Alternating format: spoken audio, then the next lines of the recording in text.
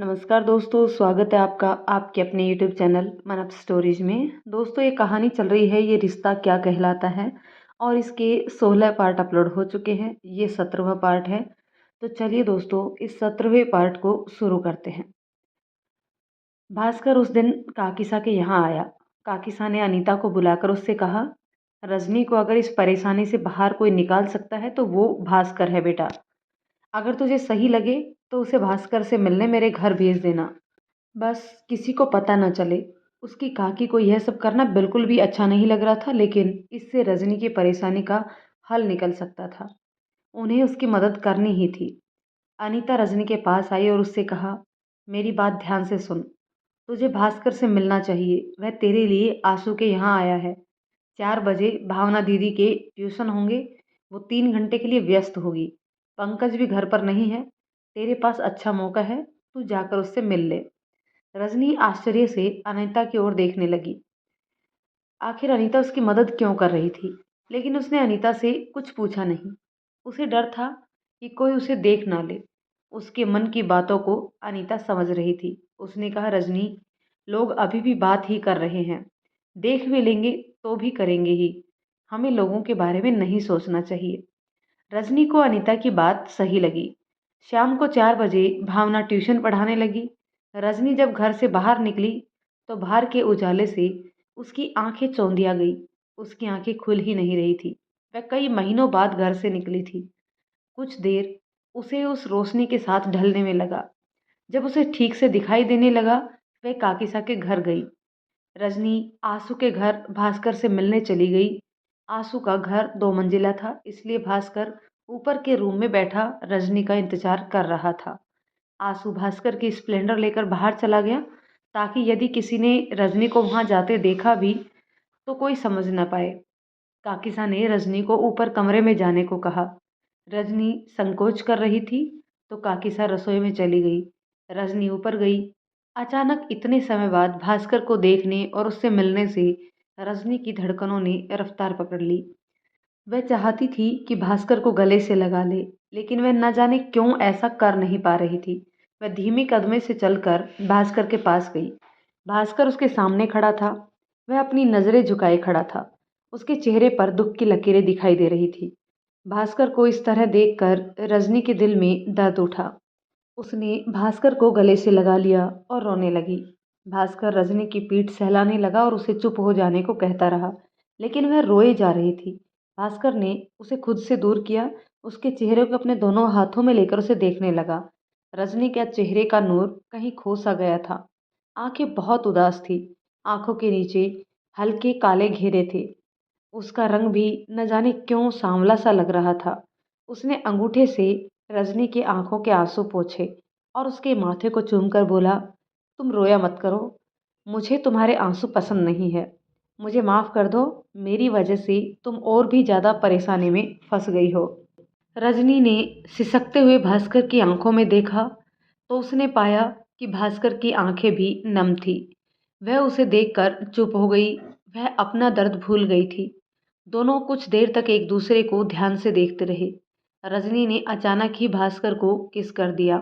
भास्कर उससे थोड़ी दूर खड़ा था, जिस वजह से वो कंफर्टेबल नहीं था। वो उसके नज़दीक सरका और उसकी कमर पकड़कर उसे अपने करीब खींच लिया। थोड़ी देर बाद उन दोनों ने एक दूसरे को खुद से अलग किया। करने के बाद दोनों ही कुछ अच्छा महसूस कर रहे थे। रजनी मुस्कुराई। शायद वो 1 साल बाद मुस्कुराई थी। कहते हैं ना, इश्क हर मर्ज की दवा होता है। बस यहाँ भी उसने दवा का ही काम किया। पता नहीं इस किस में ऐसा क्या था जो वो दोनों को कुछ पल पहले दर्द में थी, अब काफ़ी हल्का महसूस कर रही थी और काफ़ी अच्छा भी। तुम ठीक हो? भास्कर ने पूछा। रजनी ने हाँ में अपना सिर हिला दिया और सामने रखे पलंग पर बैठ गई।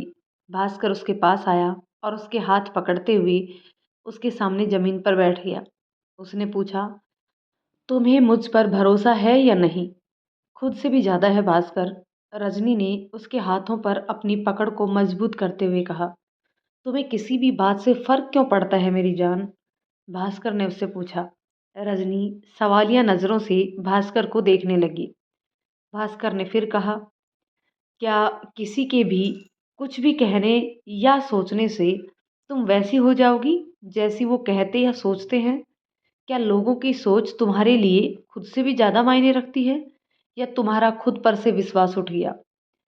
क्या तुमने मान लिया कि तुम वैसी हो जैसा लोग सोच या कह रहे हैं? क्या तुम खुद को भूल गई हो? क्या तुम उन लोगों के सामने यह साबित करना चाहती हो कि तुम ही गलत हो? क्या ये ज़रूरी है? क्या तुम्हारे भगवान को नहीं पता कि तुम कैसी हो? क्या मैं कोई मायने नहीं रखता? और सबसे ज़रूरी सवाल, क्या तुम पहली लड़की हो जिसके साथ ऐसा हुआ होगा? भास्कर के अनगिनत सवालों ने रजनी को अंदर तक झकझोर कर रख दिया। सभी क्या का उसे जवाब देना था। रजनी कुछ सोच रही थी, तभी भास्कर ने फिर कहा, तुम खुद को किस बात की सज़ा दे रही हो? मुझे लोगों की परवाह नहीं है भास्कर, लेकिन पापा, उन्हें मेरी वजह से कोई कुछ कहे वह नहीं सह पाती मैं, इसलिए मैंने खुद को बंद कर दिया। लोग मुझे देखेंगे तो बात करेंगे, और अगर मैं नहीं दिखी तो भूलने लगेंगे। कम से कम पापा तो शान से जी सकेंगे। रजनी ने कहा, ये तो कोई हल नहीं है ना रज्जू। तुम कब से भागने लगी परिस्थितियों से? सामना करने वालों में से हो तुम। मैं तुम्हारे साथ हूँ और तुम्हें भी मेरा साथ देना होगा। तुम अभी से घबरा गई, ये तो शुरुआत है। हमारे रिश्ते को बनाने के लिए हमें बहुत कुछ झेलना पड़ेगा। क्या तुम कर पाओगी? तुम्हारे साथ के लिए मैं कुछ भी झेल लूँगी भास्कर। मुझे माफ़ कर दो, मैं स्वार्थी हो गई थी। मैंने सोचा ही नहीं था कि तुम कितने अकेले हो जाओगे मेरे बिना। I love you Bhaskar. कहकर रजनी ने जमीन पर बैठकर भास्कर को गले से लगा लिया। रजनी ने भास्कर से पूछा, भास्कर, काकीसा ने बताया कि तुमने घर पर शादी की बात की? हाँ, उस दिन मैं बहुत घबरा गया था कि मेरी उस हरकत से मैं तुम्हें खो ना दूँ। घर जाकर पापा से कहा मुझे शादी करनी है। वाह मेरे शेर, तुम तो पापा से भी नहीं डरे। डर बस एक था, तुम्हें खो देने का। उससे बड़ा कोई डर नहीं था। मम्मी मान गए? नहीं, मम्मी से मैं बात करने वाला हूँ। भास्कर, हम शादी सबके आशीर्वाद से ही करेंगे। किसी एक का भी दिल दुखाकर हम शादी नहीं करेंगे। मैं नहीं चाहती कि हमारी खुशियों की शुरुआत हम किसी को दुख पहुंचा कर करें। तुम्हारे घर पर तुम्हारे पापा और मेरे घर पर मेरी मम्मी को हम मनाना हमें मनाना होगा रजनी, भास्कर ने कहा। अच्छा भास्कर, अब मैं जाती हूँ, बहुत देर हो गई है। कहते हुए रजनी उठी। भास्कर ने उसका हाथ पकड़कर उसे रोक लिया। रजनी का दिल धड़कने लगा। उसने भास्कर से कहा, जाने दो। भास्कर ने ना में सिर हिलाया। रजनी उसके करीब आई और उसके चेहरे को ऊपर उठाकर उसकी आंखों में देखने लगी। भास्कर उससे नजरें चुरा रहा था। रजनी उसके मन के भावों को समझ गई थी। उसने भास्कर को जमीन से उठाया और उसे अपनी बाहों में भर लिया। भास्कर रजनी को बहुत प्यार करना चाह रहा था। उसने रजनी को किस करना शुरू किया। वह कभी उसके गालों पर, कभी कान पर, तो कभी गले पर घूमने लगा। रजनी तो हमेशा से भास्कर को अपने आप को सौंप देना चाहती थी, इसलिए भास्कर को ही अपनी मर्यादा का ध्यान रखते हुए आगे बढ़ना था। कुछ हद तक एक दूसरे से प्यार करने के बाद भास्कर ने रजनी से कहा, तुम जाओ रजनी। रजनी समझ गई भास्कर ऐसा क्यों कह रहा था। उसने कहा, मैं उसके लिए तैयार हूँ। रजनी, तुम अभी बहुत छोटी हो, तुम्हें तो ये भी नहीं करना चाहिए था, पर जब भी तुम नज़दीक होती हो तो मैं तुम्हें खो सा जाता हूँ। मेरा खुद पर नियंत्रण नहीं रहता। आई एम सॉरी रजनी, तुम जाओ। रजनी ने भास्कर के सामने अपनी कुर्ती उतार कर कहा, यदि तुम खुली आंखों से मुझे ये पहना देते हो तो मैं चली जाऊंगी।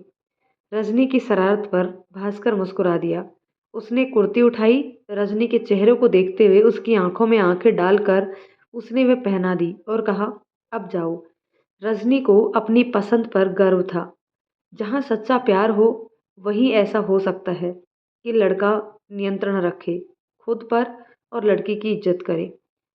तुम दिन ब दिन बदमाश होती जा रही हो, भास्कर ने कहा। तुम क्यों सीधे हो? तुम बदमाश हो जाओ, मैं सीधी हो जाऊंगी। शादी हो जाने दो, फिर बताऊंगा तुम्हें मैं। रजनी उसके करीब आकर बोली, क्या बताओगे? रजनी, जाओ, वरना रोने लगोगी। रजनी हंसते हुए कमरे से बाहर निकल गई। दोनों अब काफी खुश और रिलैक्स थे। रजनी को भास्कर का प्यार और त्याग दोनों देखने को मिला। उसके मन में भास्कर के लिए इज्जत बढ़ती जा रही थी। भास्कर उसकी इज्जत करता था, यह जानकर तो जैसे वो सातवें आसमान पर थी। रजनी और भास्कर एक दूसरे को और दिन में बिताए पलों को याद करते हुए न जाने कब सो गए, उन्हें खुद ही पता नहीं चला। भास्कर से मिलने के बाद रजनी काफ़ी अच्छा महसूस कर रही थी। अगले दिन वे जल्दी उठ गई। नहाकर वह मंदिर दर्शन करने गई। इतने दिनों बाद उसे घर से बाहर जाते देख कर पंकज और भावना को आश्चर्य हुआ। अनीता मुस्कुरा रही थी रजनी को देखकर, और रजनी उसे देखकर आंखों ही आंखों में धन्यवाद दे रही थी। अचानक रजनी में आए इस परिवर्तन का कारण सिर्फ अनीता जानती थी। उसे मालूम था कि भास्कर के समझाने से रजनी का मन परिवर्तित हुआ है। वह खुश थी कि रजनी को भास्कर इतना प्यार करता है। रजनी का पूरा दिन अच्छा बीता। आज ना वो उदास थी और ना ही रोई थी। शाम को सुरेश जी और सरोज जी की वापसी हुई। वो लोग भी काफी खुश लग रहे थे। सफर की थकान तो उनके चेहरे पर थी ही नहीं, बल्कि एक अलग ही खुशी थी। बहुत दिनों बाद घर का माहौल कुछ अच्छा और सकारात्मक महसूस हो रहा था। भावना उनके लिए चाय बनाकर लाई। रजनी से सुरेश जी अब भी थोड़ा नाराज थे, इसलिए वो उसके सामने नहीं आती थी। पर अब उसने उन्हें मनाने का फैसला कर लिया था। पंकज कहाँ है? सुरेश जी का पूछना था और पंकज घर में आया। उसने दोनों के पैर छुए और पूछा, सफ़र ठीक था ना पापा? तकलीफ तो नहीं हुई? सब अच्छा था, सुरेश जी ने कहा। तुम सब लोगों को कुछ बताना है, बैठो सब। उनकी बात सुनकर जो जहाँ था वहीं बैठ गया। रजनी भी कमरे में आ गई थी। सुरेश जी ने उसे देखा, पर आज वो खुश थी, तो उन्होंने रजनी की तरफ एक हल्की मुस्कुराहट बिखेर दी। रजनी सोचने लगी कि जब हम दुखी होते हैं तो हमें दुख ही घेरता है, और जब हम खुश होते हैं तो खुशियां नज़दीक आने की कोशिश करती हैं। सही कहता था भास्कर, खुश ही रहना चाहिए हमेशा। सुरेश जी की आवाज़ से उसकी तंद्रा टूटी। भावना के लिए एक अच्छा रिश्ता आया है और मैंने बात पक्की कर दी। तीनों बहनें एक दूसरे की तरफ देखने लगी। रजनी के मन में टीस उठी। दीदी को पूछा भी नहीं, लड़का दिखाया भी नहीं और पक्का कर दिया। उसका मन उदास हुआ, लेकिन उसके पापा को खुश देखकर वह चुप ही थी। पंकज ने कहा, लेकिन पापा, एक बार भावना दीदी को लड़का देखने तो दो। वो दोनों पंकज कुछ और कहता उससे पहले सुरेश जी भावना की ओर देखकर पूछने लगे, तुझे कोई दिक्कत है? भावना ने नजरें झुकाकर ना में सिर हिला दिया। वह नहीं चाहती थी कि फिर से सुरेश जी नाराज हो। रजनी ने धीरे से कहा, पर दीदी। चुप कर, भावना ने उसे चुप रहने के लिए कहा। भावना का दिल घबरा रहा था। पता नहीं कैसा होगा, कौन होगा, लेकिन वो अब कुछ नहीं कर सकती थी। वह खुद को समझाने में लग गई, जो भी होगा सब अच्छा होगा। भावना बहुत ही सीधी सादी थी और पंकज को अपनी दीदी की हालत का एहसास था। उनको लड़का दिखाए बिना, उनसे पूछे बिना भास्कर जी उसकी जिंदगी का इतना बड़ा फैसला ले चुके थे। वह कुछ कहता उससे पहले भावना ने उसे आंख दिखाकर कुछ भी ना कहने का इशारा किया। पंकज ने कुछ सोचते हुए सुरेश जी से पूछा, लड़की की कोई फोटो लाए हो? सुरेश जी ने अपने झोले में से एक लिफाफा निकालकर पंकज की ओर बढ़ा दिया और रजनी को चाय का कप ले जाने का इशारा किया। रजनी चाय का कप लेकर रसोई में गई। आते हुए उसने भगवान के हाथ जोड़कर प्रार्थना की कि भावना दीदी के लिए सब अच्छा हो। उसका भी दिल घबरा रहा था। पंकज ने लिफाफा खोला। उसमें 3 फोटो थी। 2 तो लड़के की वर्तमान फोटो थी, लेकिन एक बचपन की फोटो थी। पंकज मुस्कुराने लगा। उसने तस्वीर अनीता को दी। रजनी तब तक कफ रखकर अनीता के पास आ गई थी। दोनों ही तस्वीर देखकर मुस्कुराने लगे। भावना ये सब देख रही थी। उसकी समझ में नहीं आ रहा था कि तस्वीर में ऐसा क्या है कि सब मुस्कुरा रहे हैं। उसकी बेचैनी बढ़ रही थी, पर सुरेश जी के सामने वह कैसे तस्वीर मांगती। भावना ने सोचा, पता नहीं कौन है, तस्वीर में मुस्कुरा तो ऐसे रहे हैं जैसे पापा सलमान खान का रिश्ता लेकर आए हों। वह ये सब सोचते हुए काफ़ी गंभीर थी। भावना अब भी तस्वीर के पास आने का इंतजार कर रही थी। रजनी ने तस्वीर भावना को दी। भावना ने सुरेश जी की ओर देखा, क्योंकि उनके सामने तस्वीर देखने की उसकी हिम्मत नहीं थी। सुरेश जी कहीं और व्यस्त थे, अतः भावना ने तस्वीर देखी। उसके चेहरे पर भी एक बड़ी सी मुस्कान बिखर गई, लेकिन फिर उसने सुरेश जी की ओर देखा। उनका ध्यान अब भी नहीं था, तो वह रजनी, अनीता और पंकज को देखकर मुस्कुराने लगी। दरअसल लड़के की बचपन की तस्वीर में भावना भी थी। दोनों बचपन के दोस्त थे और उसे सब अच्छे से जानते थे और काफ़ी पसंद भी करते थे। लड़के का नाम राहुल था। सांवला रंग था, नाक नक्श काफ़ी अच्छे थे, घुंघराले बाल। वह भी भावना की ही तरह सीधा साधा था। भावना, ठीक किया मैंने? सुरेश जी ने उसे देखकर पूछा। भावना क्या कहती, वो शर्मा गई। सुरेश जी को उसकी मुस्कुराहट से सब पता चल गया। बेटा, कार्यक्रम के दौरान राहुल के पिताजी से मुलाकात हुई। उन्होंने बताया कि वह तुम्हें बचपन से पसंद करता है और ये बचपन की तस्वीर मुझे दिखाई। वह सरकारी नौकरी में है और बड़ा ही चरित्रवान लड़का है। मुझे बहुत अच्छा लगा।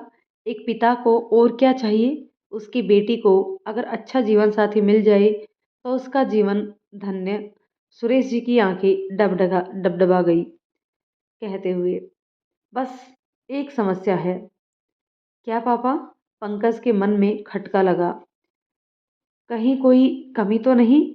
मैं चाहता था भावना के साथ अनीता की शादी भी हो जाती, तो एक खर्चे में ही दोनों का काम हो जाता। इसलिए मैं इसके लिए भी बात करके आया हूँ। कोई अच्छा लड़का मिले तो कर देंगे शादी। अनीता का चेहरा पीला पड़ गया। सुरेश जी अपनी बात कहकर मंदिर चले गए। मैं मिठाई लेकर आता हूँ, कहकर वो निकल गए। रजनी देख रही थी। अनीता परेशान हो गई थी। अनीता अब उदास रहती थी। एक दिन उसने अनीता से पूछ ही लिया, क्या बात है दी, आप इतना परेशान किस बात से हो? कुछ नहीं, कहकर अनीता बाहर चली गई। बाहर उसकी सहेली आई थी। दोनों छत पर जाकर बातें करने लगी। रजनी भी जब वहां गई तो उसने अनीता को कहते हुए सुना कि मैं भाग जाऊंगी घर से और कोई रास्ता नहीं है। तू पागल हो गई है? तेरा ऐसा कदम उठाने से घर वालों का क्या होगा, सोचा है? और रजनी, वो तो पहले से ही न जाने कितनी तकलीफ देख रही है। यार, उसकी शादी में कितनी दिक्कत होगी। उसके लिए भास्कर है। पर मैं, अनीता, घर पर बात कर, एक बार कोशिश कर। भागना सही नहीं है। पापा नहीं मानेंगे। कोशिश करने में हर्ज क्या है? पंकज का सहारा ले। ठीक है, लेकिन बात बिगड़ गई तो? अब भी कहाँ कुछ ठीक है। देख, हितेश भी ब्राह्मण ही है। मुझे नहीं लगता कि काका को दिक्कत होगी। हितेश, रजनी ने वो नाम दोहराया। उस दिन रजनी की समझ में आया कि अनीता भी किसी से प्यार करती है और उसी कारण उसने रजनी की मदद की थी और वो रजनी के प्यार को समझती थी। वह उन लोगों से बिना मिले नीचे आ गई। जब भावना, अनीता और रजनी अपने कमरे में बैठी थी, रजनी ने हिम्मत करके अनीता से कहा, दी, मैंने शाम को आपकी और सीमा दीदी की सारी बातें सुन ली थी। अच्छा, चुपके से दूसरों की बातें सुनना गलत बात है रजनी, भावना ने कहा। सॉरी दी। रजनी ने धीरे से अनीता से पूछा, भावना दीदी को भी पता है? हाँ, पर दीदी अगर पापा नहीं माने तो? पता नहीं, भावना ने अनीता को समझाते हुए कहा। देख अनीता, कई बार हम जैसा चाहते हैं वैसा ही हो ये जरूरी नहीं है। हमारे लिए जो अच्छा होता है वही होता है। हाँ, ये बात और है कि हम काफ़ी समय बाद ये बात समझ पाते हैं और दुखी रहते हैं। दीदी, मैं बस एक कोशिश करना चाहती हूँ, बाकी फिर जो भगवान की इच्छा। बस पछताना नहीं चाहती मैं कि मैंने कोशिश नहीं की, अनीता ने कहा। पंकज कमरे में आया। अचानक सब चुप हो गई। कमरे के माहौल से उसकी समझ में आ गया कि कुछ गंभीर बात हो रही थी। उसने पूछा, क्या बात हो रही थी? मेरे आते ही सब चुप क्यों हो गए? अनीता को सीमा की बात याद आ गई। पंकज का सहारा ले। उसने पंकज से कहा, मुझे तुझसे एक काम था। हाँ बोलो। अनीता ने उसे सब कुछ बता दिया। पंकज बहुत गंभीर हो गया। बिना कुछ कहे वो कमरे से बाहर चला गया। अनीता को चिंता हुई कि पंकज को बताकर कहीं गलती तो नहीं की, वो बात और ना बिगाड़ दे। उसका दिल बेचैन हो गया। ये बिना कुछ कहे यहाँ से आखिर चला क्यों गया? पता नहीं, भावना ने कहा। अनीता रात भर ना सो पाई। अगले दिन पंकज और सुरेश जी चाय पी रहे थे। उसने हिम्मत करते हुए कहा, पापा, अनीता दीदी के लिए एक लड़का है मेरी नज़र में। कौन? सुरेश जी ने अखबार से नज़र हटाकर पंकज को देखते हुए पूछा। पापा, मैं उसे जानता हूँ। बहुत अच्छा लड़का है। वह दीदी के लिए एकदम सही रहेगा। अगर आपको अच्छा लगे तो बात करें। पर है कौन? हितेश, श्रवण अंकल का बेटा। श्रवण बाबू का लड़का? हाँ, वही। वह छोरा जो अस्पताल में नौकरी करता है? हाँ। पंकज अब थोड़ा घबराया। वैसे तो लड़का अच्छा है, पर सरकारी नौकरी नहीं है। पापा, सरकारी नौकरी जरूरी नहीं। मेरी भी कहाँ है। तो मुझे क्या लड़की नहीं मिलेगी, या मैं कमा के खिलाऊंगा नहीं? बात तो तेरी सही है। चल, मैं श्रवण बाबू से बात करूंगा आज ही। पंकज की जान में जान आई। रजनी वहीं खड़ी सब देख रही थी। पंकज ने उसे देखकर आंख मारी। रजनी को हंसी आ गई। नहाने के बाद सुरेश जी मंदिर दर्शन करने गए। इत्तेफाक से श्रवण बाबू वहीं उन्हें मिल गए। जय सिया राम सुरेश जी। जय सिया राम श्रवण बाबू। दोनों ने एक दूसरे का अभिवादन किया। कुछ देर औपचारिक बातें हुई और फिर सुरेश जी ने कहा, श्रवण बाबू, एक बात मेरे दिल में आई है। अगर आप बुरा ना माने तो कहूँ? अरे सुरेश जी, हम क्यों बुरा मानेंगे, कहिए।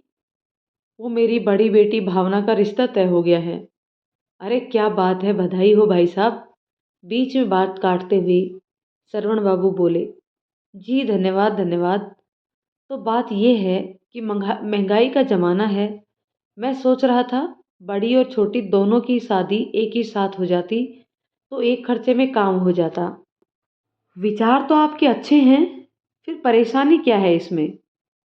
क्या मैं कोई मदद कर सकता हूँ? वो वो अनीता के लिए मुझे आपका बेटा हितेश पसंद है, यदि आपकी हाँ हो तो। कैसी बात करते हो सुरेश जी? आपकी बेटी मेरे घर आएगी तो मेरे भाग्य खुल जाएंगे। मुझे तो ये रिश्ता मंजूर है। एक बार भाभी जी और हितेश से पूछकर जवाब दीजिएगा। हितेश मेरा बेटा है, मेरी बात नहीं टालेगा, और श्रीमती जी को मैं बात कर लूँगा। आप तैयारियां कीजिए। सुरेश जी और श्रवण बाबू ने हाथ मिलाया और सुरेश जी फिर से मिठाई लेकर घर पहुँचे। आज फिर मिठाई क्यों ले आए? सरोज जी ने पूछा। पहले सबको बुलाकर लाओ, फिर बताता हूँ। और सभी आ गए। दोस्तों, इस कहानी के इस पार्ट को अभी यहीं रोकते हैं। मिलते हैं कहानी के एक और पार्ट में। तब तक ये कहानी आपको कैसी लग रही है कमेंट करके ज़रूर बताइएगा। यदि ये कहानी पसंद आती है तो इसे लाइक और शेयर कर दीजिए, और यदि चैनल पर नए हैं तो प्लीज़ चैनल को सब्सक्राइब ज़रूर कर दीजिए। मिलते हैं नेक्स्ट पार्ट में, तब तक के लिए शुक्रिया।